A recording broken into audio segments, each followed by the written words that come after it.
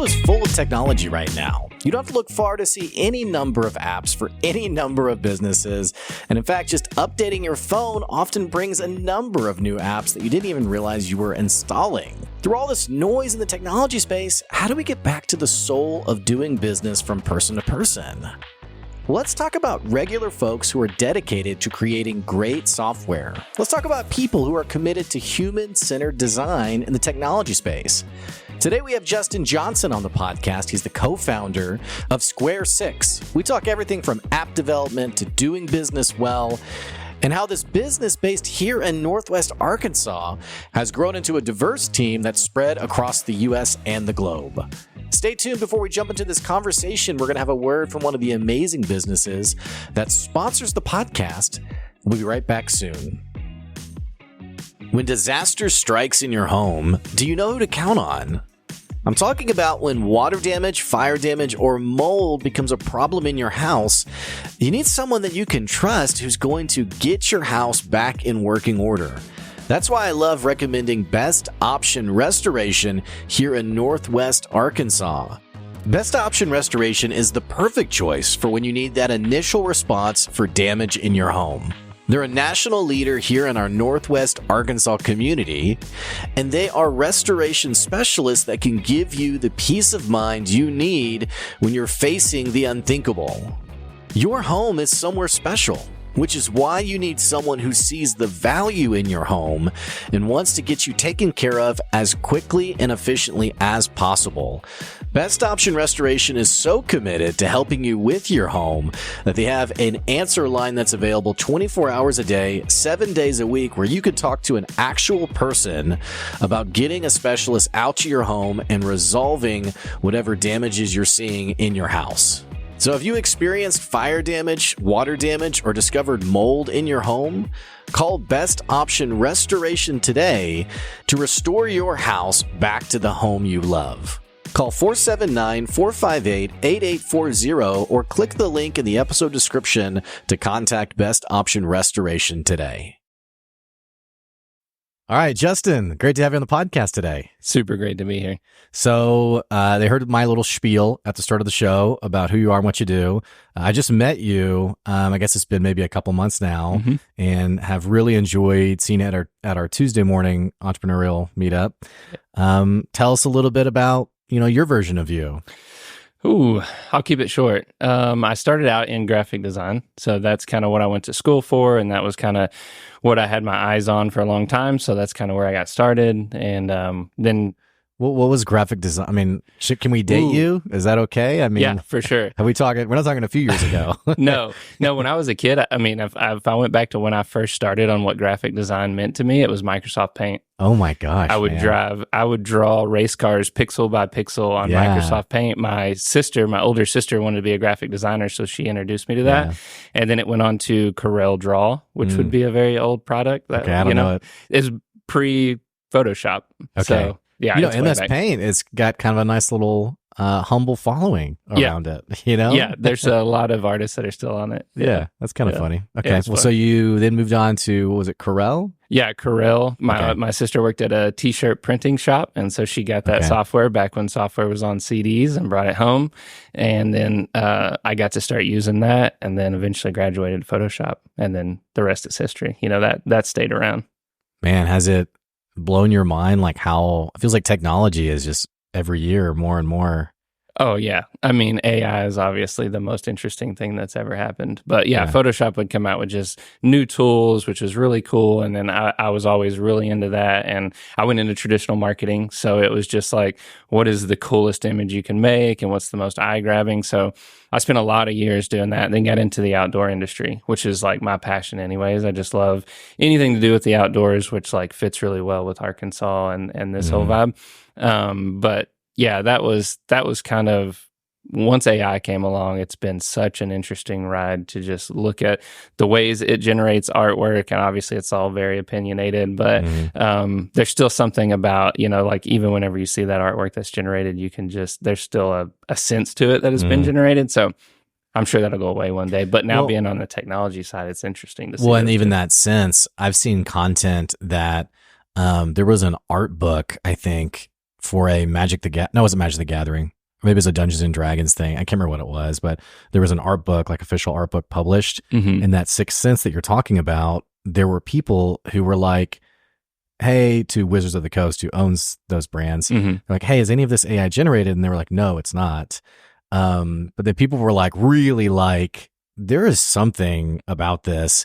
So they really, media in general, I guess, really pressed them. And it turned out that Wizards of the Coast had outsourced the artwork to a freelancer who had used AI for it. Yeah. So that Sixth Sense is really spot on, I guess. Yeah. Humans are humans, right? And I think that's the interesting thing about AI is like, it's amazing and it's going to do so many great things, and it already does. Even like with that, like being able to generate new ideas is amazing, but there's something different. There's just something innately different about someone even moving a mouse around, which when I was growing up, my first job was in a pre-press. So the least creative job you could get, it's like, here's files, make sure they can go to this big printer. And there was, some older folks in there that were just like kids these days using Photoshop, and so they would harken back to where like the way graphics used to be made. I guess maybe a lot of people don't know this, is an X-Acto knife. Like if you wanted to cut a photo out, you had to cut it out and paste it.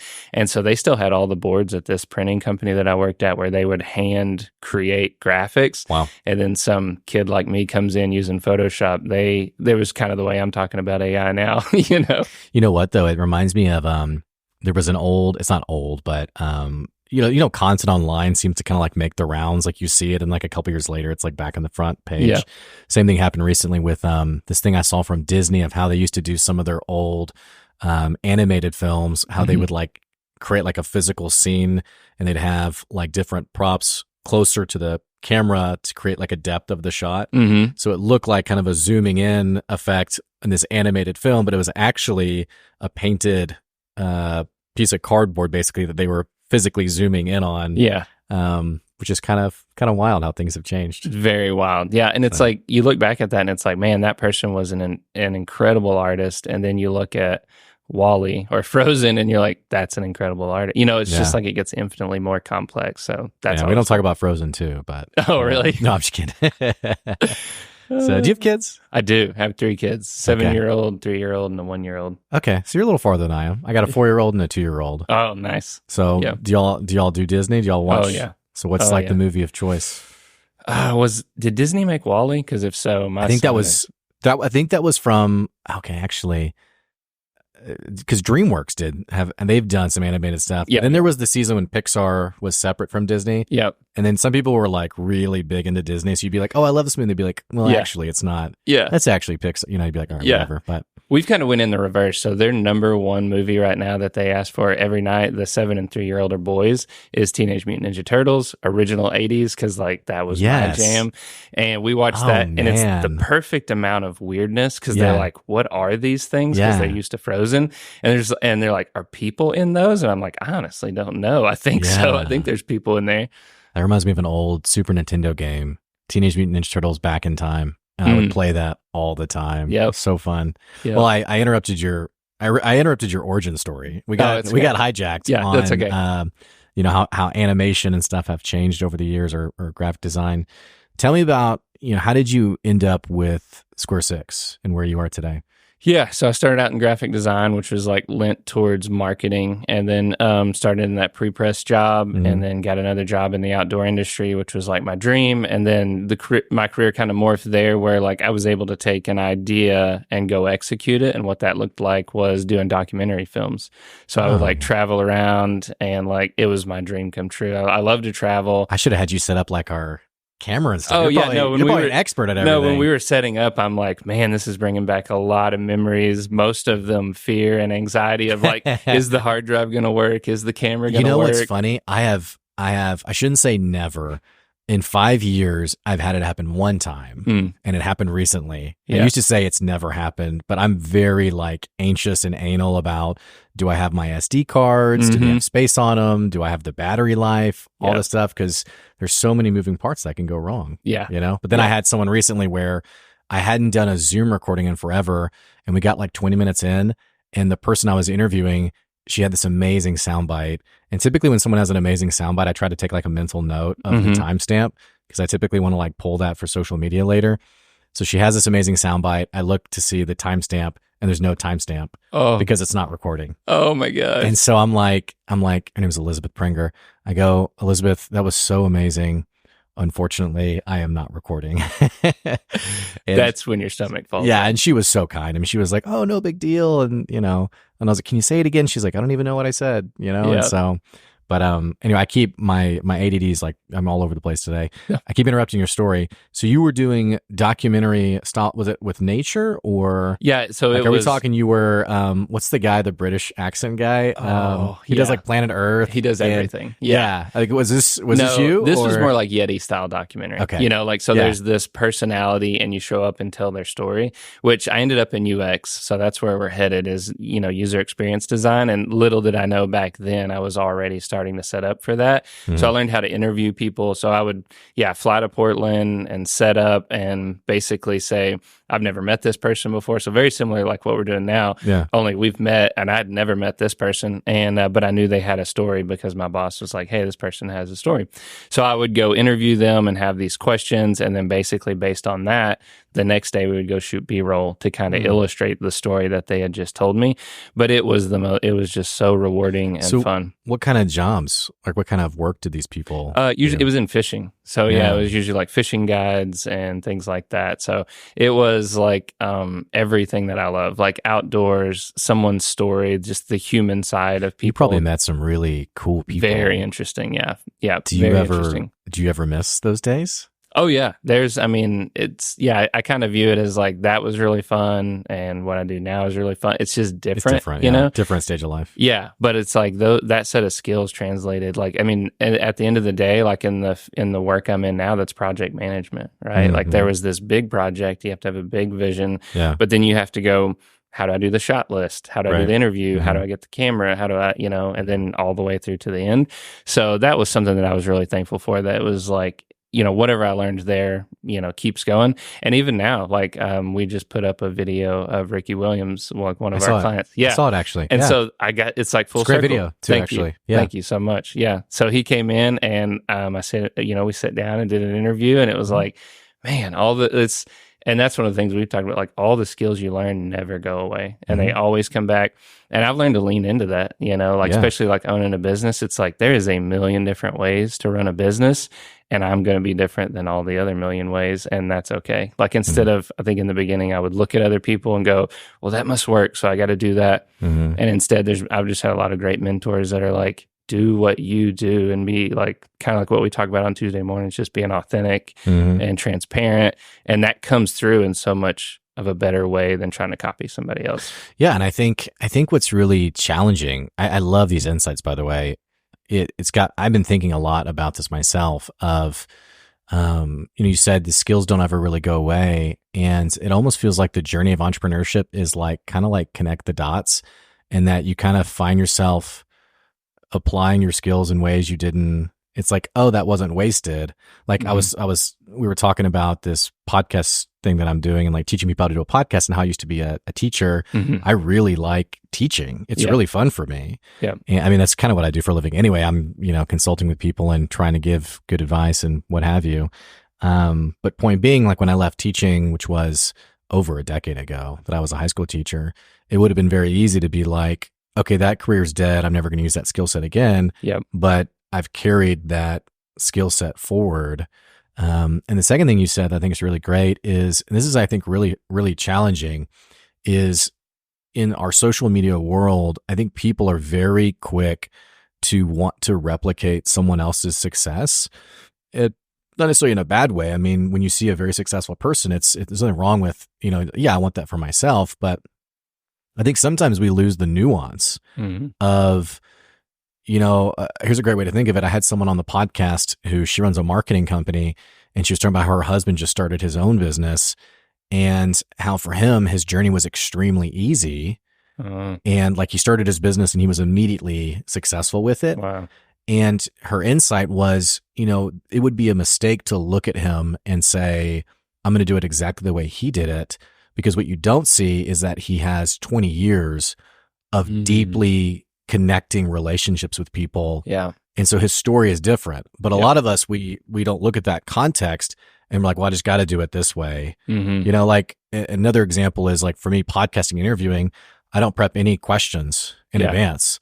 Like it's just, yeah, let's talk about it. You know, I'm very comfortable with that. Yep. But there's some people who that is not them, and they need to have, you know, it's like you need to have a couple questions, right? Yeah. So I think it's great advice to like really lean into who you are rather than how someone else is doing it. Yeah. I think it also like the funnest part about that is getting, because then you attract the kind of people that genuinely want to work with you. Right. And I think that's been the coolest thing to watch is by being authentic, you get the, you know, the partners that you want to work with. And that's something that we talk about is like, there's a very real side to just trying to find new business, but then there's also this, you know, comfort in knowing that you can say no, you know, just like people can say no to you. But like whenever you put things out that are authentic, then, you know, the industries that you get into and the types of partnerships that you get into tend to be reciprocal. You know, they're authentic and they're, you know, their own person. And so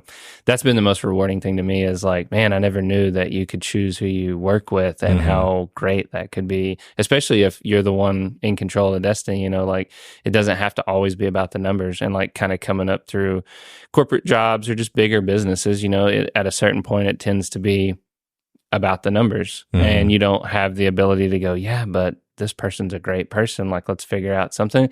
And now it's completely free range. And that's one of the things I love most about Chris, our president, is just like, it's people focused, which you hear and it can feel kind of contrite. But then when you get to see it in real life, like it's people first on who you hire. It's people first on who you work with. It's people first on who you talk to, you know, and you can really apply that principle across the board. Then things get very genuine, you know, and very rewarding. You know? And it's refreshing, you know. And I think what I feel worse about is people not in the entrepreneurial world, but I was in an interview one time where it was basically, because I used to do a lot of leadership stuff. I still do a little bit, but someone was interviewing me about employees who work for a company where maybe like that's like what's talked about, but it's not actually how it is. Yeah. And like bosses that are like, not just micromanaging, but like toxic essentially. And the person who was interviewing me was like, you know, like, what's your advice to those people? And I was like, I would quit. Because I just feel bad for people who they haven't truly experienced a company like that. I mean, this is something that set me on fire in my 20s. It was Sunday night. I was miserable. I remember driving to work thinking, if I got in a car wreck, and as long as I wasn't like deeply maimed, and then I was like, what is wrong with me? Like, I need to quit this. This is insane. Yeah. But there's people who they've never and even people listening, who they've never truly experienced a job where not only do they say it's people first, but it actually is. Yeah. And that's really special. Yeah. And it's hard. You know, because there's philosophies and then there's real life and there's, you know, everything in between. And so sometimes it can be hard to balance those two. But if that is your ultimate goal, it makes a big deal. And I came, like the jobs I had, kind of like what I was saying, I always had great mentors. I had great leaders.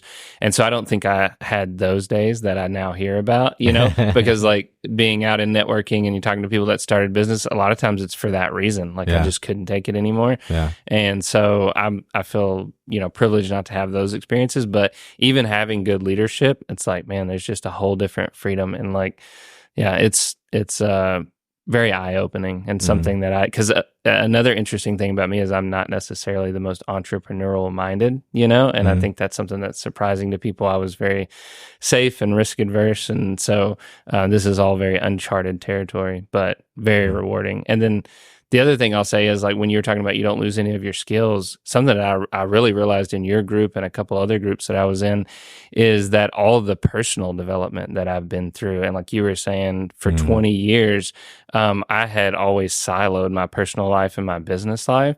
And then as I got into like in Northwest Arkansas and having even better mentors that were specifically like, you know, starting a company or helping me in that way, it's like, all the skills that you learned outside of business in your personal life, which is what we talk about on Tuesday mornings a lot, just authenticity and being real and mental health and those kind of things. there is no personal in business. Like, I think that was an illusion I had, was like, there's business people and then there's friends. Right. And it's like every business person I've met is just a person. You know, at the end of the day, they're just a person. And you tell a great story, and I've actually shared, I don't know if I shared it on the podcast or if I shared it with someone else, but you tell a great story of networking and like being shoulder to shoulder with some other guy and being like, hey, this guy's pretty normal. Yeah. You know, and y'all ending up working together. I just told the whole story for you, but no, yeah, that was it. And I mean, that was advice that came from Chris. He was like, you know, just lean into that. Yeah. And I think I had something in my head that was like, I don't, you know, I thought, well, I'm attracted to a certain type of person, and that's who I just want to chit chat with, you know, but I'm here on business, you know. And he was really the one that was just like, lean into that, lean into the people that are like you, because they're going to like you and you're going to like each other. And there's an infinite amount of problems to solve, which is like, at the end of the day, that's what Square Six does. We solve problems with technology. And so it's like finding the person that you want to work and lock arms with, because it's also very complicated, very hard. It's just relational to the end, you know, because there's lots of money and lots of complexity. And like we were talking about AI earlier, everything's changing, and it's just a wild landscape. So to me, like, relationship and partnership means even more in software development than in some other places, you know? And I've found, I don't know if this has been your experience as well, but for me, my easiest sales have come from people that I was just genuine and authentic with. Yep. And we talk a lot on the podcast about being better at sales, and you know, it's interesting because I can only present what worked for me, because I know there's people out there who like, they swear by like a sales script, for example. Yeah. It was never me. Yeah. I was never somebody to like, you said this, so now I'm going to say this. It was, you know, and I probably lost a lot of sales, honestly, early on, just being like, okay, you know, someone's like, I don't want that. Okay. You know, and we don't even do like the ring around the rosy, but you know, I have found that doing business with people, and like you said, frankly, when the dollar amount is especially in the software development world, can get pretty expensive. Yeah. You really need those relationships to fall back on. Yep. Yeah. I was thinking about that just yesterday, how important phone calls are. Like, we live in an email and text, which is great and I love. But man, at the end of the day, getting on a phone call or a video call with somebody and just going, let's just look eye to eye, or in person would be great. Like when I was signing up for this, I was like, I'll always take an in-person meeting, or somebody wants to get coffee. It's just, I was reading a study that like our bodies literally react differently if you're in the same room, and it's not visual. It's not, because like you can see a face on a screen and you don't release the same endorphins, but if you're literally in the same room, it's just different. And after that, I was like, man, that's a key, right? I've been really big on, there was a guy on the podcast a few years ago, Alex Sanfilippo, and he had a really great insight about, and he runs a massive 7-figure brand. But he talked about doing things that don't scale and like really leaning into that. Because, you know, they say like, as your business grows, like there's things you just can't do anymore. But like, if you flip it upside down and you actually force yourself to do those things, it takes your business farther. Wow. So like what I've tried to do, for example, is and I'm going to put my foot in my mouth because I don't actually do this anymore. I used to write a handwritten note to every person who came on the podcast. I've seen that. And I would, and it wouldn't be like a generic, like, thanks for coming on the show. It was always like, okay, what did this person talk about? You know, and I'd have to sometimes for like older, like earlier in the year guests, is it always the end of the year that I'd sent these out? I'd have to go back and look and be like, what did they talk about? Yeah. But I would handwrite those, and then I'd mail them all over. I had people like in the UK, or one lady who was in Australia, you know, you just mail these things out. But nowadays what it looks like is, if I'm like sending a message on LinkedIn, I always try to do the voice memo, just so people can hear me. Yeah. You know, rather than just text, or like when I sign a new customer, instead of sending like the generic email, thanks for your business, looking forward to it, you know, emoji, I don't know. Yeah. I do a short video that's just like, hey, thanks for your business. I really, and you know, what do I know? It could be 5 years from now. I'm like, that was stupid. It didn't do anything. But I've seen enough traction from it that it feels like those small things you're talking about create that. It's like, well, at least it's enough more effort to stand out than just doing the generic, you know, email blast or whatever. Yep. I agree. I think it's the human connection. Yeah. Just like we were talking about artwork. It's like, can't really put your finger on it, but something feels different about artwork that's still created by a human being. And I think whenever, even if it is a video, it's like you get the tone and the inflection and that you remember all the things. Like if you do that, I'm going to remember all the things that we talk about today, you know? And I don't think I realized how important that was until starting a business and then getting into hard situations. And I think that's something else that we pride ourselves on is like having hard conversations, because there's a lot of them to be had when there's so many unknowns. And it's like you can only get to that point by having that relational equity, you know, built up. And that just doesn't come from emails or Slack messages, you know? Yeah, it's the, what's the old expression? People don't care what you know until they know how much you care. Yep. And I think that's true with like hard conversations. The other expression I like is wait till you're part of the family before you call the baby ugly. You know, that's like, a great one. I haven't heard like that. it's like, yeah, you got to build a little camaraderie, a little trust before you can, you know, have some of these harder conversations. Now, when you mention hard conversations, are we talking, do you mean internal hard conversations like as you're scaling a team, or do you mean like because I know we've talked a little bit about the random customers who maybe they come to you and they don't realize they're maybe way out of your price point or way below your price point, or their expectations for like, you know, hey, I want this custom from the ground up app and I want it 2 days ago, right? You know, like and I want it to also like, you know, just like insane, you know, requests. Yeah. What do those hard conversations look like for you? I think typically? it's all of those. Yeah. So a lot of it is like people that I talk to, everybody has an idea, you know, there's lots of ideas and they're great. But execution is the hard part, you know? And, so I think I think honesty is something that has never, like, knock on wood, never let me down. Like when someone comes up and it's like, have this idea and they just don't know, because software development is a huge thing. It's too much for anybody to know. But whenever you can have an hour-long Zoom call, like we do discovery calls with, like I'll talk to just about anybody. And by the end of that call, that person knows whether you care or not. And it's not necessarily about what you say. Like even though you say, hey, I'll just be honest, this would be a really big project. Because that's the interesting thing about technology is you can have a really complicated idea and then you talk to developers or designers and they go, oh, that's easy. There's this API and that API. Or you can just have this really simple idea and they go, whew, you're looking at 6 months, you know, with a full team or whatever. So it's understandable that you have no idea on how to get there. But I think even like the shortest relationship you can have is like an hour-long meeting, at least for me. Like normally I have more relationships with everybody. So being able to have that hard conversation, I've yet to have anybody get to the end of that and be like, why didn't you just lie to me? You know, why didn't you just tell me it was easy and we get into this 3 months down the road? So everything from that to like internal employees, you know, like there's tons of content about building culture, but getting to see that happen is like, you need to share the wins. And like, I had a mentor whenever I started thinking about doing new business, and I was scared to death because my only concept of new business was a salesman, like someone that lies and I don't know. Sleazy. And like it was something I must have gotten from movies, right? Because Wolf on Wall Street-esque kind of thing. Yeah. And it's like, I could never do that. It goes against everything I'd ever want to do. Right. And I talked to a friend of mine and he was like, and I come to find out he does sales. And I was like, I didn't know you were doing sales. And he's like, yeah, I don't do it like kind of like you're saying. I don't have scripts and I don't listen to Zig Ziglar or whatever the other salesmen do.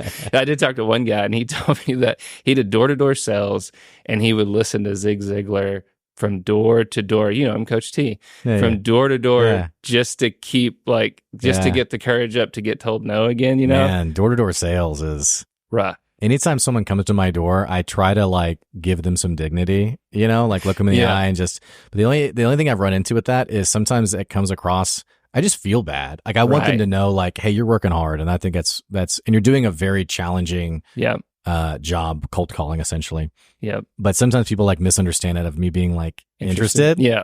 And so I've had to lead with like, hey, I'm not going to buy and I'm not interested, but I do want you to know it's really admirable. Yeah. What you're doing. Yeah, exactly. But no, I think it's exciting when you realize that you can sell and not be that. Yeah. And not act that way. Yep. Because that is the perception that a lot of us have.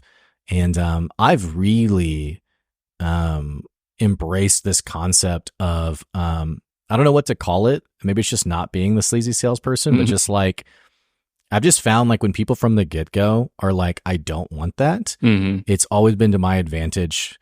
Like I've had a door-to-door salesperson one time who he was trying to sell me like a home security thing and we rent.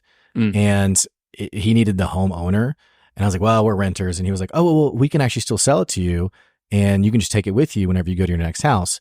And I was like, well, I'm actually just not interested in it at all. And he's like, well, maybe if I showed it to you, you would be interested. And I was like, well, those screaming children are my children, and I really got to get back to what I'm doing. And he's like, well, it's only going to take a few. And I was kind of like, okay, someone has coached this person to never take no for an answer. Yeah. And like and again, maybe I'd be a better salesperson if I did this kind of stuff, but my approach has always been like, hey, I'm not interested. Okay, great. Thanks for saving us both some time. Yeah. I don't know. Yeah, no, I think that people do that because it works, which is unfortunate. Like coming up through UX, you learn a lot of psychology, and you just have to learn how do people think. And luckily in UX design, it's to a benefit. Like sometimes in marketing, it can be used to a disadvantage, get people to buy things they don't need with money they don't have and go into debt and things like that. But in UX, the user is always like the ultimate goal to satisfy their needs, because like Google and Facebook have learned, if you can do that, your product will be infinitely more successful. So that was a cool concept for me. And then whenever you learn that, just like never leaving those skills, like I do not as much UX and more, like more sales or development. Well, none of those things change, right? Like if I treat the person that I'm talking to as a user, and like I'm genuinely interested in like what's best for their business. And I think that's the other thing that's different is like we build software like we develop software, but we also are just looking at the entire business. So like if I meet with somebody and it's like, that doesn't make a lot of sense to do that, like you can look at it holistically instead of like just being the person that's like, just make that next sell. And so that's the way I've approached it. And the mentor I was talking about was like, if you just show up and love people and are genuinely interested, and love's a weird word. I even thought it was a weird word when he used I'm with it. you. Yeah. But like you're doing the most loving thing for that person, then it's always going to work out, and a lot of times it's down the road. It's not immediate, but yeah, like I think the reason that people try to just keep on selling is because it works. And that's something Blake is another one of the owners at Square Six. And he kind of went through agencies and they would have that same mentality, which is like, just get the contract signed and then just churn and burn is what he called it. Churn through the project, and then you kind of burn that bridge and you go on to the next one in an agency kind of mindset. And so he has always been like committed to UX for one, which is why I'm sitting here, and to not having that, but having a partnership where it's like, we want to work together for the next 10 years. Software never goes away. You always have to do more of it. Why not have somebody that you can trust? And it is these things that are really, they seem counterintuitive to what you're supposed to do. Like always selling the next thing. I had a sales guy who was like, we had a customer, this is my previous business I worked with, where we had finished some work and we did a great job. And sometimes you have customers where like, that's just a great stopping point. Yeah. Like you did great work and now you move into like relationship management mode of just being genuine and kind and checking in, how are things going? But for my supervisor, it was, hey, we need to find the next thing to sell them. And I remember feeling this tension of like, oh, that would be the worst. But they don't need, anything else from us. Yep. And I think you're right. I think people do it because it works. But what I have found is it doesn't create long-term buyers. No. And I'm all in on this concept of, I love actually what you just said. I want to do business for the next 10 years. I feel the exact same way. I feel like let's be real for everyone listening, for how freaking difficult it is to get a new customer. Yeah. Doesn't it just make more sense to keep that customer than it does to, always be chasing the next person. Yeah. And I think building that's just doing good work. Yeah. Yeah. And doing the right thing, which is all of these things that I say out loud now, it's like, wow, these sound so contrite. But if you there's no like real insight on the podcast. I'm serious. Like this is like everything that's like, it's so basic. Yeah. And I think that's not to dig my own show. It's like, hey, for everyone listening, everyone can do this. Yeah. And funny enough, because so many people haven't made these things habitual, just by doing them, you will stand out. Yeah. I heard a comment that I've been thinking about a lot, and I go back to it all the time. And all he said, and you can use this in like so many different scenarios, is this is simple. It's not easy. Right. So like, yes. It's simple to do the right thing. It's not easy when you're looking at that going, man, I need that amount of money or I need that project, but I know they don't need it. Like the scenario that you were in, it's like, my boss wants me to do this, or like I have this opportunity. And especially if you're in a domain that other people don't understand. I mean, we get tons of customers that are like, went overseas or went with this shop, or, they make these decisions and then they go, and now we're here and we've spent the money and then I remember talking to one client, I circled back and was like, why did you go with us? And they were like, I just trusted you, and I'd been burned so many times. And I was like, man, I could resonate with that. When you don't understand something, trust is the only thing you have, because you're never going to be able to fact check your way out of something that is that complicated. It's tough too when you have a customer like that, and not like in a negative way of like, it takes a lot more work to win that person over because they have trauma or PTSD from like they've been burned. Yeah. I was meeting with a guy the other day. We have a mutual customer, and I've had this customer a little bit longer than he has. And he was like, man, this customer's they're a little high needs. But he didn't know like tens of thousands of dollars that this other customer has spent with zero ROI. Yeah. So it was like, you know what? I mean, and we all know there are those challenging customers who just like, hey, I'm not a good fit. This wasn't that case. This was someone who like has been through the trauma of wasting money, basically. Yeah. And I think it's tough. I think it's tough that we do have customers who they go those other routes. And we honestly, I think the situation I find myself in is for people who don't know me as well, is I try to genuinely steer them away for that. And I'll even directly say like, hey, and even sometimes with me, when they want to spend money on me in a way that's not a good idea, I'll say, hey, just be very candid. That's not going to be a good investment of your dollars. Yeah. I can just tell you flat out. Yep. What's hard for me are the people who they're like, okay, and then they go do it anyway. Or like I had someone who was going to work with me a couple of years ago, and I sent them a quote, whatever. And then they were like, hey, we found this like online, it was like online classes are still kind of a thing today, but especially like 5 years ago, like everyone was doing an online course. Yeah. Well, so they're like, hey, we found this online course, and I've spent money on an online course. I've probably spent about 15 grand on an online course. And so I know the pain of it. Yeah. And so I was like, hey, the weird spot I got into was I knew that anything I said, she knew I knew she would think that I was only saying it to try to win the business back. But I genuinely knew this is not going to transform your business.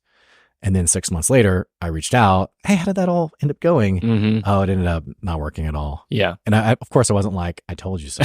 But I was thinking that. I was video like, that you sent. You're like, hey, just told you so. But I was like, man, but I get it. There's so many sleazy people out there that when someone says like, hey, you shouldn't do that, it's hard to actually know if it's real or not. Yep. Yeah, I think that is the hardest part, is building that trust. But then once you get it, and a lot of it is like, it can all come through one simple act. Like you were saying, like having a project where it's like we do an estimate, and then, so we always go through this discovery phase. And so I think that's something different. Like a lot of software development can just start right off with dev. Like I got an idea, I want a team of 3 devs, let's just start developing. And so that's been like a core principle of ours, is like, we're just not going to do that, because we know, kind of like what we're saying here, the right thing to do and the responsible thing to do is to not do that, because you're throwing a lot of money at something that you don't know if it's right. So that's where UX comes in and research comes in. But whenever you are in that discovery phase, things move around a lot. It's just very agile, and people can be confused by that, and they can just be like, what are we doing? Why are we doing this research? Why are you, tech research, user research, all that kind of stuff. But then whenever you get those nuggets, like have an estimate and go, hey, we found this other solution. It's cut your estimate down by like 50%. This is like real world scenarios. And they're just looking at us like waiting for the other comment, like, but we got this. And it's just like, no, that's it. Yeah, like we were going to do this, and then we found a solution that is now going to do this, and it's going to save you half of your budget or half of what we had estimated you. And then they're just sitting there with their mouth open, like, what's the catch, And then, as days go on and we get into the project, they realize there was no catch. Well, as I said, software never ends. So it's like there's always another feature you want to add. Your users are always going to want something. Like there's always more ways to solve more problems in your business. So there really isn't a lack of like, are we going to find a problem to solve? It's, are you going to trust me to solve that next problem and not think that I'm making problems up? Because I've seen that as well, where it's like, hey, we looked at the business and everything looks great. And it's like, well, take another look, because we need to build something that fixes something. And it's like, there's plenty of problems. It's just getting the trust. And then once you get it, then it's a really great relationship because their guard is down. They know you have the best intentions. You've already given them some wins. And then like in the hard conversations where it's like, hey, this thing that we thought was going to be easy ended up being really complicated, and we're grinding it out and we're going to fix it for you, but it's harder than what we thought it was going to be. I understand. Because the trust is there, right? It's like they don't have to go back and go, well, was that problem really hard? It's like, we've already gotten, we've already taken some of those shots up front or built that relationship where it's like, no, they're going to do the right thing. And I know this is the right thing. And to me, that's one of the hardest things about technology is it's so variable.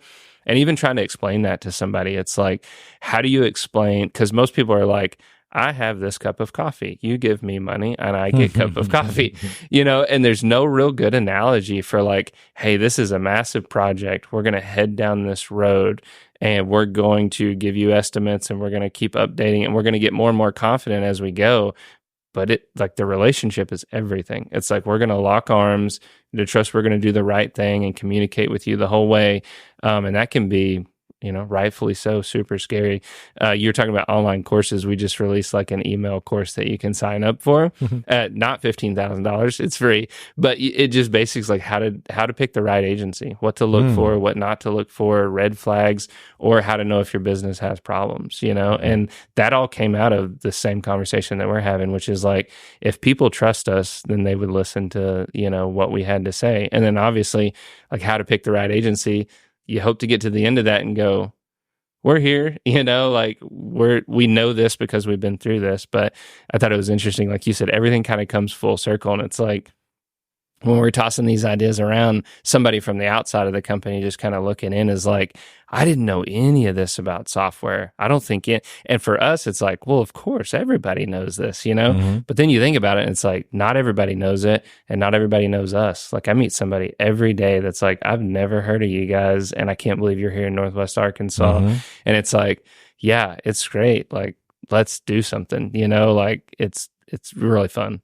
I always think it's kind of funny, this interesting phenomenon of, you see this more like on social media where people are afraid to make mistakes or afraid to like put themselves out there. Or I've seen it happen too with some businesses where like they're rebranding or like they're changing their name. And like the common sentiment is like, what are people going to think about us? Yeah. And it's like, well, you're not Nike. Like, yeah. But there's this interesting phenomena where we think like everyone's going to notice it and see it, but also that understand that, you have your tribe and that's pretty much it. Like it's amazing the number of people I discover like on YouTube. Like there was just one that came up on my feed yesterday where he has like 8 million subscribers, pretty massive channel. Yeah. Never heard of this guy. Yeah. Ever. So like if this 8 million subscriber guy I've never heard of is like, I'm just discovering them. I think on a much tinier scale with us, that's definitely what's happening on a day-to-day basis. And there's a positive and negative to that as well. Yeah. We're actually out of time. We're at 40 minutes. So we're over time. And that's what people always say. Yeah. So tell me, for people listening, what kind of work are you doing at Square 6? And like, what does the future of your business look like? Yeah, so we are doing everything from people that have ideas. There's obviously like a really growing startup community around here. So anything from that, like I said, people find out that there's a custom software development shop. We're pretty tech agnostic. We do mobile apps, web tools. We really focus on solving business problems or new ideas, vetting new ideas. And so we have a whole process for that. But everything from startups to enterprise. So, if you go on the website, you can see who we've worked with. And so we can handle anything from just a new idea. Like I said, we can do logos, marketing, branding. We have this huge skill set all the way to business planning. So I think that's something that's unique instead of I just need a piece of software built, all the way to we're ready to jump into an enterprise team and solve a feature that you can't get off the ground kind of internally, everything in between there. And it's all really based on people and what makes sense and what fits. So. I love that. Justin, it's been so great having you on the podcast today. Thanks for coming on. Thank you for having me. It's been fun. People to reach out, email, LinkedIn, what's the... Yeah, you can find me on LinkedIn, Justin Johnson, or you can, our website's square6.com. We just launched it, and like you said, we're we're looking for feedback. So that's kind of how we've approached everything. So that's really fun. And then my email is just justin@square6.com. Right. Okay. Hey, for our listeners, I'm going to put the link to square6.com and Justin's LinkedIn. It'll be in the episode description below. If you're listening to the podcast and you're a first-time listener, what the heck you waiting on? Click the subscribe or follow button so you can keep getting good advice wherever you are. Don't forget, if you want to advertise your business on the show, you can always reach out, Blake@goodadvicecoaching.com, or you can support the podcast for as little as the price of a cup of coffee on our Patreon, patreon.com/goodadvice. Of course, we're so grateful for all of our sponsors and advertisers on the show. That's all we got for you today. That's today's good advice, and we'll catch you later. See ya.